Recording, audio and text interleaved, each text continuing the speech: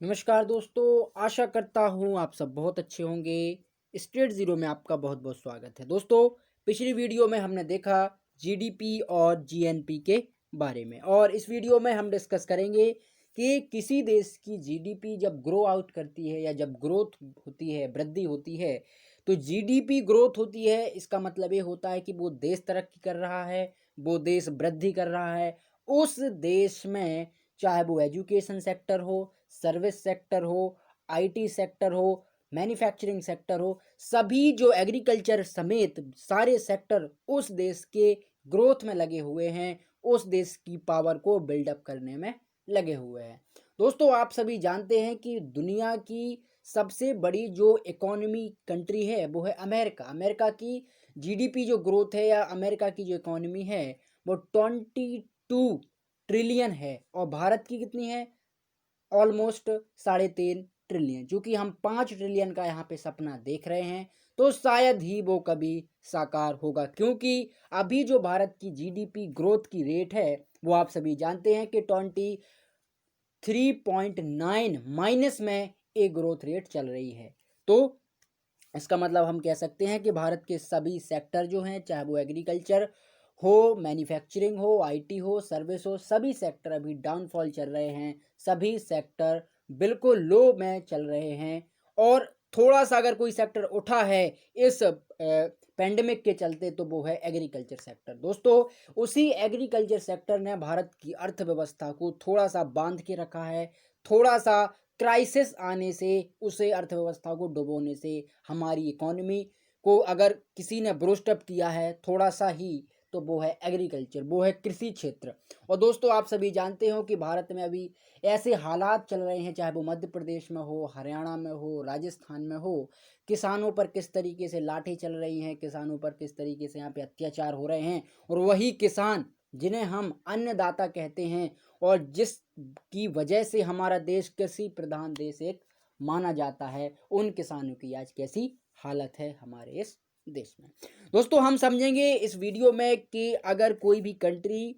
अपने आप में बूस्ट अप होना चाहती है, अपने आप में ग्रोथ करना चाहती है, तो उसको किन किन सेक्टर में मजबूती, कौन कौन से क्षेत्रों में वृद्धि लाने की यहाँ पे आवश्यकता होनी चाहिए। दोस्तों, मैं आपके सामने एक चार्ट प्रस्तुत कर रहा हूँ। आप इस चार्ट में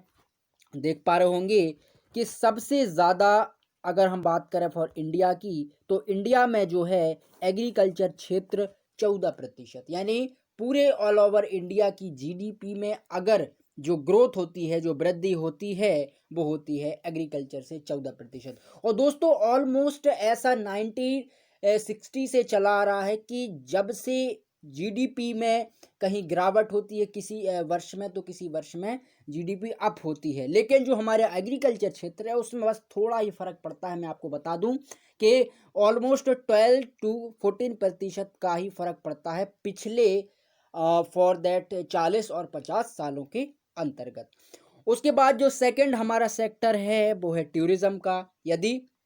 अगर हम अपने भारत में दार्शनिक श्रेणी और जो टूरिज्म क्षेत्र है, पर्यटन क्षेत्र है, उसमें बढ़ावा करें, पर्यटन को और मजबूत अप करें, पर्यटन जितने भी हमारे आर्कियोलॉजिकल साइट्स हैं या हेरिटेज साइट्स हैं उनको हम ब्रस्ट अप करें, बुल्ड अप करें, तब जाके हमारा जो पर्यटन क्षेत्र है, जिससे हम काफ़ी ज़्यादा यहाँ पे मनी यहाँ पे उसका इंपोर्ट करते हैं, वो है 90%, यानी 19% योगदान है टूरिज्म पर्यटन क्षेत्र का हमारे देश में वृद्धि में, हमारे देश की इकोनॉमी को बढ़ाने में। दोस्तों, लेकिन कुछ वर्षों से देखा गया है कि पर्यटन में ज़्यादा पैसा यहाँ पे खर्च नहीं हो रहा है। ज़्यादातर जो टूरिस्ट हैं वो अट्रैक्ट नहीं हो पा रहे हैं, चूँकि आप सभी जानते हैं कि पिछली ही साल से जो सीएए का बिल और ये सब एनआरसी वगैरह, इसकी वजह से जो हमारी छवि है ऑल ओवर वर्ल्ड में भारत देश की, वो काफ़ी यहाँ पे नेगेटिव बनी है, काफ़ी यहाँ पे नकारात्मक छवि बनने के कारण जो टूरिस्ट है, जो फॉरेनर्स हैं, वो यहाँ आने से थोड़ा सा मिसफिट रहते हैं या थोड़ा सा वो डरते हैं। दोस्तों, उसके बाद जो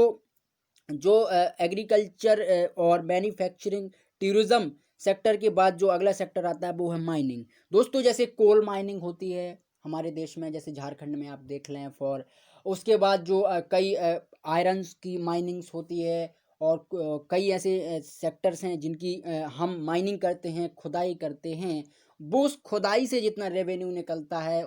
उस माइनिंग से जितना जो रेवेन्यू निकलता है, जो पैसा धन निकलता है, वो भारत की इकोनॉमी, भारत की जीडीपी में काफ़ी यहाँ पे अपना योगदान देते हैं, काफ़ी अपना एक बूस्टअप देते हैं। वो होता है 3%। यदि अगर हम देखें तो जितनी माइनिंग होती, ज़्यादातर कोल माइनिंग ही होती है, तो कोल माइनिंग से या हम कहें और भी जो क्षेत्र के माइनिंग्स हैं उनमें हमें 3% की यहाँ पे वृद्धि देखने को मिलती है। उसके बाद अगर हम बात करें मैन्युफैक्चरिंग सेक्टर की, दोस्तों ये मैन्युफैक्चर जो सेक्टर है काफ़ी महत्वपूर्ण सेक्टर है, और भविष्य में इसके जो स्कोप हैं वो हमें काफ़ी देखने को मिल सकते हैं या मिल रहे हैं, क्योंकि भारत जो है डिजिटलाइजेशन की तरफ बढ़ेगा या बढ़ने की कोशिश कर रहा है, और भारत जो है वो मैन्युफैक्चरिंग सेक्टर में आगे बढ़ेगा। कई हम ऐसी कंपनियों को भारत में यहाँ पे आमंत्रण दे रहे हैं कि भाई आएँ, हमारे यहाँ पे आप व्यापार करें, ग्रोथ करें, हमारी इकोनॉमी को आप बेसिकली बूस्ट अप करने की यहाँ पे कोशिश करें, जिससे ज़्यादातर जो जॉब्स हैं, जॉब का स्कोप है, फ्यूचर जॉब का स्कोप है, वो हमारे मैन्युफैक्चरिंग सेक्टर में आपको देखने को मिलेगा। क्योंकि दोस्तों अधिकतर लोग इंजीनियर, डॉक्टर, साइंटिस्ट ये ज़्यादा पसंद करते हैं, ना कि कोई किसान बनना पसंद करेगा। कोई खेती करना क्यों पसंद करेगा, फॉर दैट कि इस तरीके के जो समाज है हमारी सोसाइटी में, किसानों की किस तरीके से रिस्पेक्ट जो होती है उसको हमें देखने को मिलता है, और किस तरीके से किसान को एक कमज़ोर और एक निर्धन समझा जाता है इस वर्ल्ड क्लास के लोगों के द्वारा। तो मैन्युफैक्चरिंग सेक्टर काफ़ी यहाँ पे महत्वपूर्ण है, और इसका योगदान भी काफ़ी यहाँ पे ज़्यादा है। उसके बाद जो है दोस्तों टेक्सटाइल सेक्टर, या हम कहें जो फॉर दिस की जो टेक्सटाइल जैसे स्टील का उत्पादन, कई ऐसे सेक्टर्स होते हैं जहाँ पे हम कई धातुओं को बनाते हैं, स्टील का बनाते हैं, या फिर और किसी प्रोडक्ट को ग्रोथ आउट करते हैं, उसका 2% यहाँ पे योगदान होता है। उसके बाद जो कंट्रैक्शन होती है दोस्तों, जितने भी प्रकार के कंट्रैक्शन होते हैं हमारे देश में, चाहे वो किसी बड़ी बड़ी मशीनों का बनना हो, चाहे वो किसी फैक्ट्री का बनना हो, कोई बड़ी बड़ी मिल हो, फैक्ट्रीज हो, या वो एनीवन कोई भी कंट्रैक्शन हो, उसका जो योगदान है वो है 8%, यानी 8%। ये काफ़ी कम है comparison to China, comparison to America and comparison to UK, क्योंकि जितने भी डेवलप्ड कंट्री है, जितने भी डेवलप्ड नेशन हैं, उनका कंस्ट्रक्शन और मैन्युफैक्चरिंग सेक्टर काफ़ी स्ट्रांग है, काफ़ी मजबूत है। तब जाके हम उनको एक महाशक्ति के रूप में देख पा रहे हैं, तब जाके वो दुनिया में अपनी एक पॉजिटिव जो छवि है, जो इमेज है, सबके सामने बना रहे हैं, चाहे वो अमेरिका हो, चाइना हो, रशिया हो एंड यूके हो। उसके बाद दोस्तों जो गवर्नमेंट सेक्टर है, यदि गवर्नमेंट से हम तात्पर्य लें कि अगर गवर्नमेंट जिस तरीके से नौकरियां प्रोवाइड करती है, जिस तरीके से लोगों को अपॉर्चुनिटी देती है, चाहे वो मिलिट्री बेस्ड हो, एडमिनिस्ट्रेशन सेक्टर हो, उसमें 30% कंट्रीब्यूशन है हमारी जीडीपी का, हमारी ग्रोथ का, क्योंकि जो वो रेवेन्यू जनरेट करते हैं लोग, उससे भी हमारी जीडीपी में काफ़ी यहाँ पे वृद्धि होती है, काफ़ी यहाँ पे हमें उसका एक बेनिफिट मिलता है हमारी भारत की अर्थव्यवस्था में और भारत के ग्रोथ में। इसी में दोस्तों अगर हम ऐड करें फॉर